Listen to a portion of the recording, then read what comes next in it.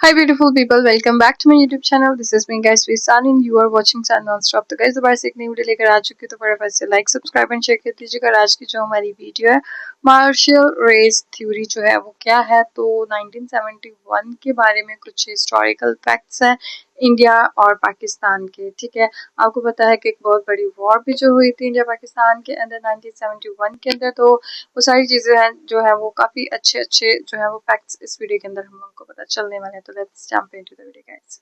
साल था 1971, महीना था दिसंबर का। पाकिस्तानी जनरल नियाजी को पूरा यकीन था कि पूर्वी पाकिस्तान उनके सामने घुटने टेक देगा। इसलिए नहीं कि पूर्वी पाकिस्तान के लोगों के पास सेना कम थी, बल्कि इसलिए क्योंकि उनको लगता था कि बंगाली कायर होते हैं। हैरानी की बात यह है कि उनकी ये सोच कहीं अचानक से नहीं आई थी। ये बात उन्हें सिखाई गई थी, बहुत ही सोची समझी साजिश के तहत, लिखित रूप से और संस्थागत तरीके से। लेकिन उनकी सोच गलत साबित हुई। सिर्फ 13 दिनों की लड़ाई के बाद ढाका में 93,000 पाकिस्तानियों ने सरेंडर किया। अब सवाल है कि नियाजी को किसने सिखाया कि बंगाली कायर होते हैं? ये अहम कहां से आया? ये थॉट कि कुछ लोग जन्म से लड़ाकू होते हैं और कुछ जन्म से कायर, ये वाला जहर आखिर किसने घोला? इस सवाल का जवाब एक थ्योरी में छिपा है, द मार्शल रेस थ्योरी। ये वो जहर है जिसे ब्रिटिश एम्पायर ने भारत की नसों में उतारा। एक इंसान को दूसरे से श्रेष्ठ और हीन बताया गया। आज भी इस पहचान का असर देखने को मिलता है। लेकिन सवाल है कि आखिर ये मार्शल रेस की थ्योरी है क्या? ये आई कहाँ से? क्यों अंग्रेज़ों ने इस थ्योरी को अपनी सेना पर लागू किया और इसका अंजाम क्या हुआ? आखिर कैसे इस एक खेल ने भारतीयों को ही भारतीयों का दुश्मन बना दिया? ये जंग तलवारों की नहीं थी, ये परिभाषाओं की जंग थी। आज के इस वीडियो में मैं आपको इन सभी सवालों के जवाब मिलेंगे, तो वीडियो को इन तक ज़रूर देखिएगा, क्योंकि अपना इतिहास नहीं जानोगे तो खुद को कैसे पहचानोगे?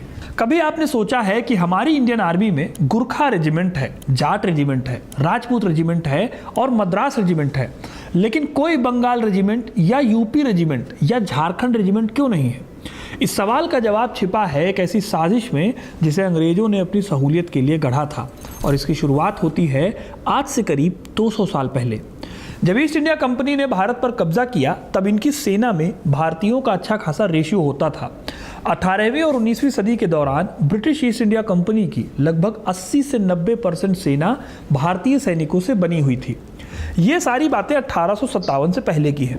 इस दौर में ब्रिटिश ईस्ट इंडिया कंपनी की फौजें 3 हिस्सों में बटी हुई थी: Bengal presidency army, Madras presidency army और Bombay presidency army.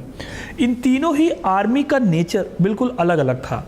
Madras army के कमांडर जनरल हैरिस का एक क्लियर कट मानना था कि एक अच्छा सैनिक जाति से नहीं बल्कि अनुशासन और कड़ी ट्रेनिंग से बनता है। 1839 के ऑफिशियल डॉक्यूमेंट इस बात के गवाह हैं कि मद्रास आर्मी हर जाति, हर बैकग्राउंड के लोगों को भर्ती करती थी। वहाँ कोई लड़ाकू या गैर लड़ाकू नस्ल थी ही नहीं। लेकिन नॉर्थ में आर्मी को लेकर नजरिया बिल्कुल अलग था। अंग्रेज अधिकारियों को अवध के राजपूत और भूमिहार ब्राह्मण पसंद थे। लंबा चौड़ा कद, समाज में ऊंचा रुतबा। अंग्रेजों को लगा यही असली सैनिक है। धीरे धीरे बंगाल आर्मी इन्हीं अपर कास्ट लोगों की फौज बन गई। 19वीं सदी तक आते आते ये आर्मी बहुत ही एकजुट और कल्चरल रूप से एक जैसी फोर्स बन गई। लेकिन यहाँ पर एक आयरनी भी थी। हिंदू शास्त्रों में समाज 4 वर्णों में बटा हुआ था। अंग्रेजों के सीधे तर्क के हिसाब से सेना में क्षत्रिय होने चाहिए थे, क्योंकि हमारे यहाँ पर इनको जनजात योद्धा माना जाता था। लेकिन अंग्रेजों ने ब्राह्मणों को भी सेना में भरा। समाज में अपना स्टेटस हमेशा ऊंचा रखने वाली इन जातियों को जब सेना में खाई खोदने को कहा जाता तो वो साफ मना कर देते। मिट्टी का काम उनकी नज़र में निचले तबके का काम था। बंगाल आर्मी में हिंदुस्तानी जात की गैरत हावी थी, यानी कि कास्ट का फैक्टर बहुत हाई था। जबकि बॉम्बे आर्मी में बॉम्बे पलटन की गैरत चलती थी, यानी कि यहाँ पर जो यूनिटी थी वो पलटन की यूनिटी थी। युद्ध के मैदान में इस जातिगत अहंकार ने अफसरों को आगे चलकर बहुत बड़ा झटका दिया। अंग्रेजों ने इन ऊंची जातियों का अहंकार खुद पाला था और ये अहंकार उनके लिए महंगा साबित होने वाला था। 31 मार्च 1857 को मंगल पांडे ने बैरकपुर में विद्रोह किया। एनफील्ड P53 राइफल के कारतूस और उनमें गाय और सुअर की चर्बी की अफवाह के चलते इन्होंने अंग्रेजों पर हमला कर दिया, जिसके चलते इन्हें फांसी भी हुई। हालांकि ये अफवाह बस एक चिंगारी थी, असली बारूद कहीं और था। इस अफवाह से बंगाल आर्मी में जो कल्चरल यूनिटी थी वो अंग्रेजों का सबसे बड़ा दुश्मन बन गई। 1857 से पहले बंगाल आर्मी की रेगुलर इन्फेंट्री में 83,946 सैनिक थे, जिनमें ब्राह्मण, राजपूत, मुस्लिम, ईसाई और हिंदू शामिल थे। इनमें से लगभग 70,000 सैनिकों ने विद्रोह किया था। दिल्ली, कानपुर, झांसी, इन सब जगहों पर विद्रोह फैलता गया। अंग्रेजों को पहली बार अपने साम्राज्य के डूबने का डर सताया। इस क्राइसिस के टाइम पर अंग्रेजों ने किन पर भरोसा किया? सिखों पर और पश्तूनों पर, इसके साथ साथ नेपाल के गोरखाओं पर।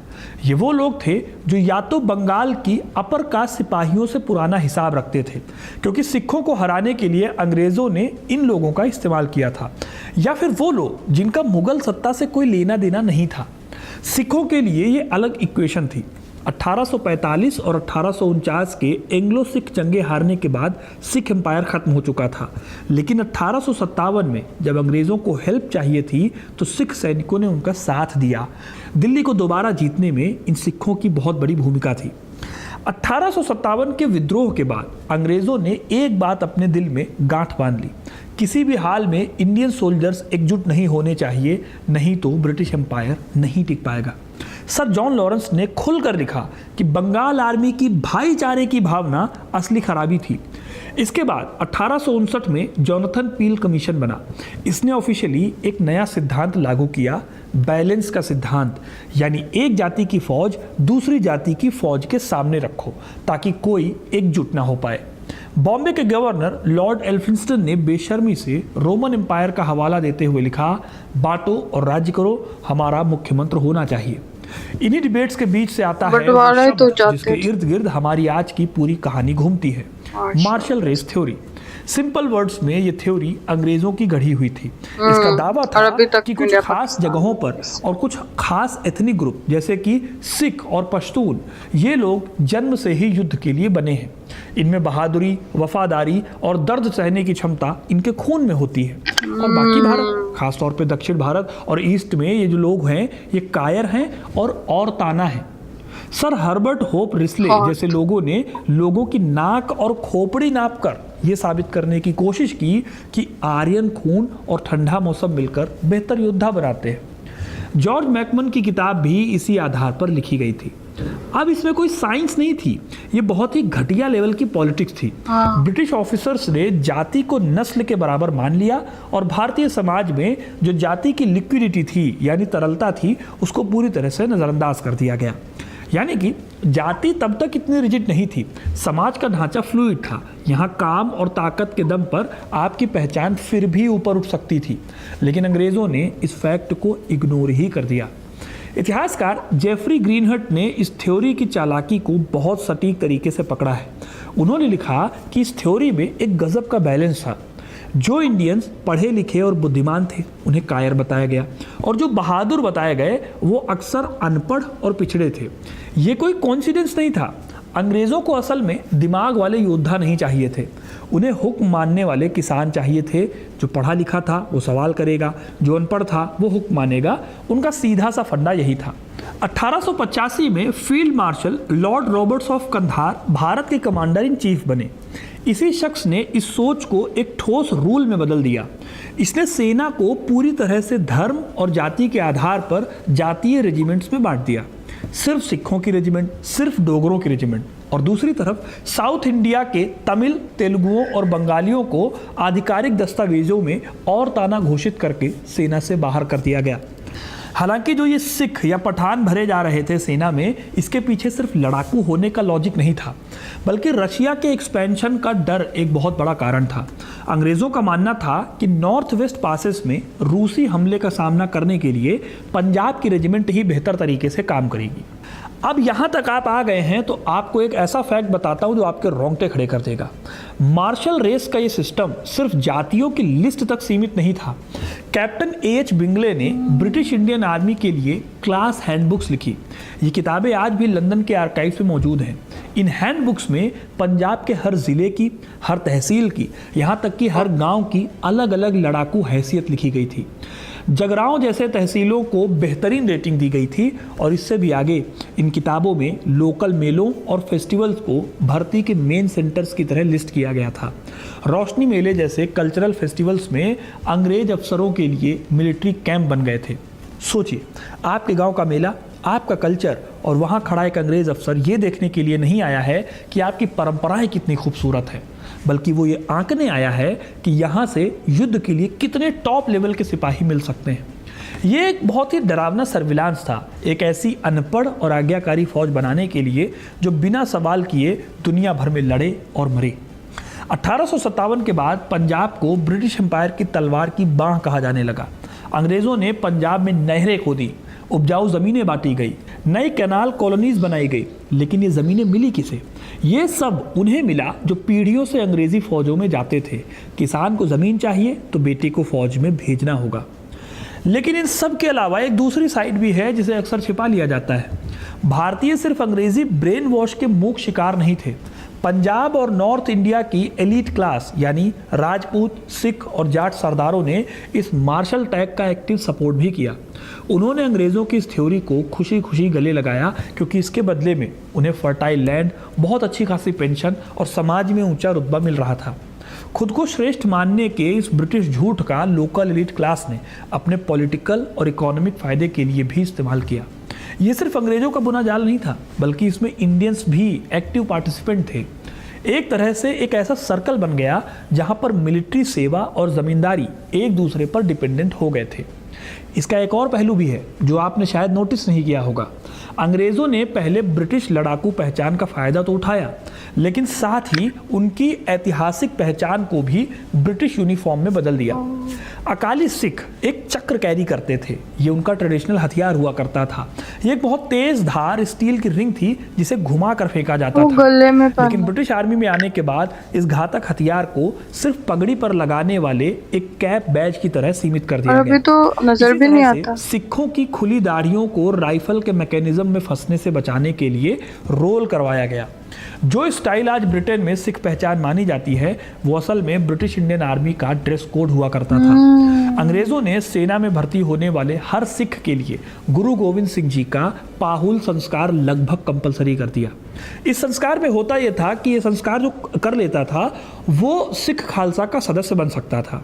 अंग्रेज़ों ने जब इस संस्कार को कंपलसरी किया तो इसका फ़ायदा ये हुआ कि मजहबी सिख जो ऐतिहासिक रूप से सफाई का काम करते थे, वो भी खालसा बनकर फौज में आ सकते थे। यहाँ इस बात को भी समझना ज़रूरी है कि अंग्रेज इस तरह से कोई सामाजिक सुधार नहीं कर रहे थे, वो केवल मजहबी सिखों को उनकी सामाजिक पहचान से काटकर एक बहुत ही खास ब्रिटिश सिख खांचे में फ्रीज कर रहे थे, ताकि वो अपनी जाति को भूल जाएं और सिर्फ अपने कम्युनल प्राइड और ब्रिटिश हुक्म के लिए लड़ें। नागरिक समाज में उनकी सिचुएशन में कोई बदलाव नहीं आया था। आर्मी से अलग हटकर अगर देखें तो उनकी सिचुएशन वैसी ही थी जैसे पहले थी। अब सिख, पठान और जाट ये सब अच्छे खासे लंबे चौड़े लोग होते थे, तो क्या मार्शल रेस में सिर्फ वही लोग आ सकते थे जो लंबे चौड़े थे, या इस रेस की थ्योरी में भी कुछ घालमेल था? दोस्तों, अगर मार्शल रेस थ्योरी सच होती, अगर सच में खून, कद काठी और आर्यन जेनेटिक्स बहादुरी तय कर रही होती, तो एक सवाल का जवाब दीजिए।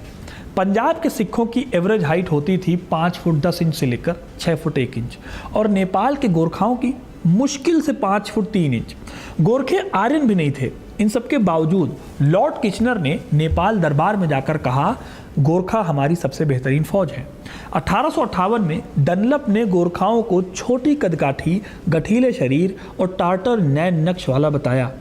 अंग्रेज़ों ने भारत में गोरखाओं की इमेज बिल्कुल वैसे ही गढ़ी जैसे वो ब्रिटेन में स्कॉटिश हाईलैंडर्स की लड़ाकू छवि गढ़ चुके थे। ये कॉन्ट्रडिक्शन या विरोधाभास बताता है कि मार्शल रेस की थ्योरी शुरू से ही एक झूठ थी। गोरखे अंग्रेज़ों के लिए इसलिए मार्शल थे क्योंकि वो 1857 में अंग्रेज़ों का साथ दे रहे थे। बात आर्यन खून की नहीं थी, बात सिर्फ और सिर्फ लॉयल्टी की थी। इस मार्शल रेस का असर भी देखने को मिला, खास तौर पर वर्ल्ड वॉर के दौरान। 1914 से 1918 के दौरान लाखों इंडियन सैनिक यूरोप के खंदकों में लड़ रहे थे। कीचड़ों में, चट्टानों पर, मेसोपोटामिया की रेत में ये लोग अपनी जान दे रहे थे। इन सैनिकों ने घर पर जो चिट्ठियां लिखी वो आज भी ब्रिटिश लाइब्रेरी में सेफली रखी हुई हैं। इन खतों में इस थ्योरी की कड़वी सच्चाई दिखती है। राजपूत सैनिक लक्ष्मण सिंह ने 1918 में फ्रांस से लिखा, ये काम आसान है लेकिन सभी जातियां इसमें मिला दी गई हैं। हमें वो काम करना पड़ता है जो राजपूतों के लिए अपमानजनक है। अंग्रेजों ने जहर इतनी गहराई से उतारा था कि खंदक में भी जाति का अहंकार जिंदा था।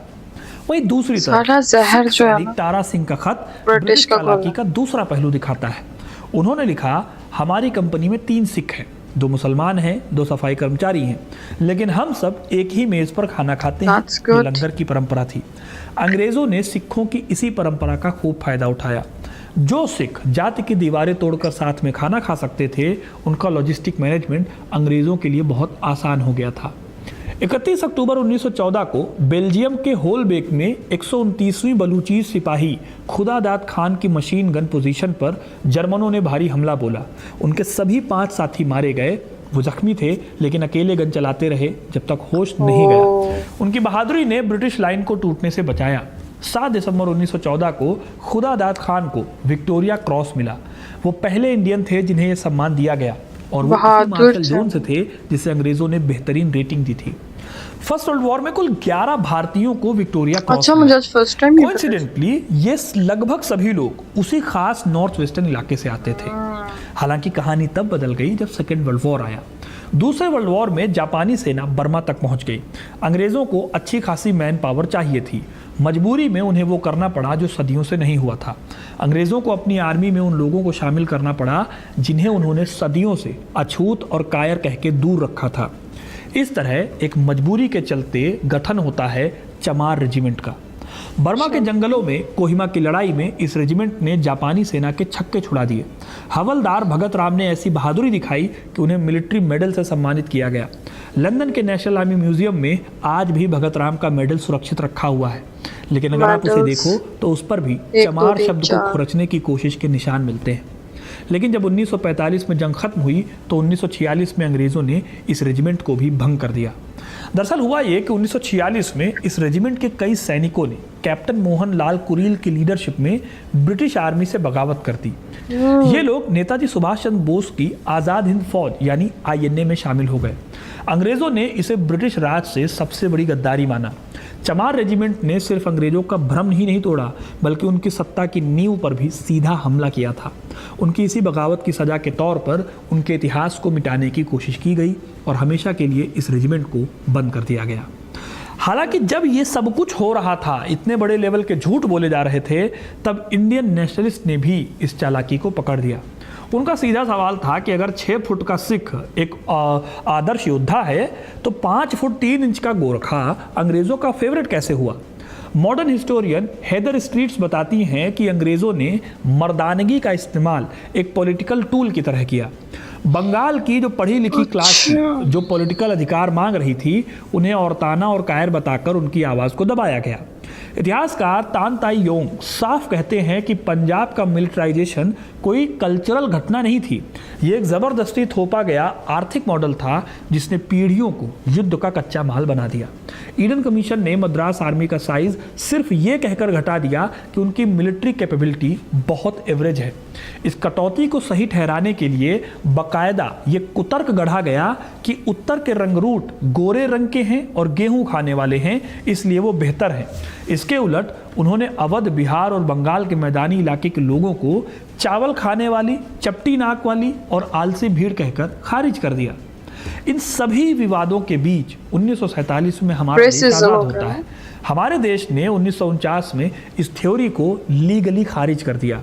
नई नीति लागू हुई जहां देश के किसी भी कोने से किसी भी जाति का इंसान सेना में जा सकता है। हाँ, आज भी भारतीय सेना में जाट, सिख, डोगरा और राजपूत रेजिमेंट मौजूद हैं, लेकिन यहाँ ये क्लियर करना बहुत ज़रूरी है कि अब ये नाम सिर्फ ऐतिहासिक परंपरा के सम्मान के रूप में रखे गए हैं। आज इन रेजिमेंट्स में कोई भी भारतीय भर्ती हो सकता है और अब हमारी सेना किसी नस्लवादी थ्योरी पर काम नहीं करती। लेकिन दूसरी तरफ हमारे देश से कटकर जो पाकिस्तान बना, वहाँ ये थ्योरी पूरी तरह से खत्म नहीं हो पाई। पाकिस्तान के हिस्से में वो सेना आई जो लगभग 100% उसी मार्शल जोन से थी और वो मानसिकता भी आई इसके साथ जो अंग्रेज़ों ने पैदा की थी। 1971 में पाकिस्तानी सेना पूर्वी पाकिस्तान में दाखिल हुई। उनके दिमाग में 100 साल पुरानी थ्योरी थी कि बंगाली तो कायर होते हैं। उन्होंने ऑपरेशन सर्च लाइट शुरू किया। पढ़े लिखे और सवाल उठाने वाले लोगों को चुन चुनकर मारा गया। लेकिन बंगाली कायर तो नहीं थे।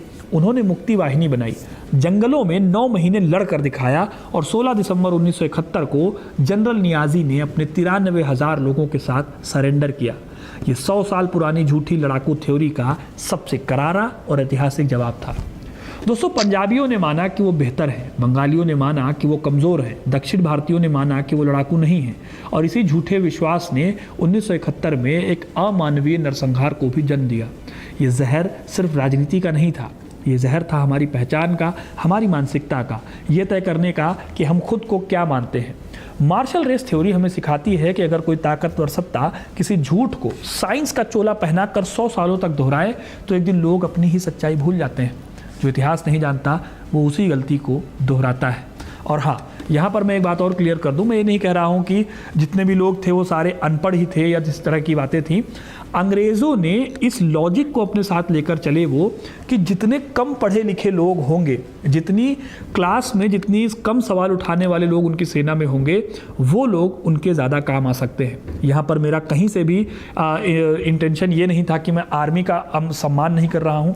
आज हमारी इंडियन आर्मी बहुत ही सशक्त और पावरफुल है, उनका पूरा सम्मान है। हालांकि अंग्रेज़ों ने जिस मार्शल रेस थ्योरी के थ्रू हमारी सोसाइटी में डिवाइड पैदा करने की कोशिश की, मैंने उसको कहीं ना कहीं कॉल आउट करने की कोशिश की है। अगर ये वीडियो आपको पसंद आया है, ओके गाइज, बहुत अच्छी, बहुत इन्फॉर्मेटिव वीडियो थी। और एक चीज़ मैं ये बोलना चाहूँगी, ब्रिटिश गवर्नमेंट ने जो है वो इंडिया पाकिस्तान के अंदर भी लड़ाइयाँ और कश्मीर का मसला आज तक जो है वो चलता हुआ आ रहा है। मतलब ज़्यादा आग जो है ना उन्होंने लगाई हुई है, जो स्टिल अभी तक जो है वो बुझ नहीं रही।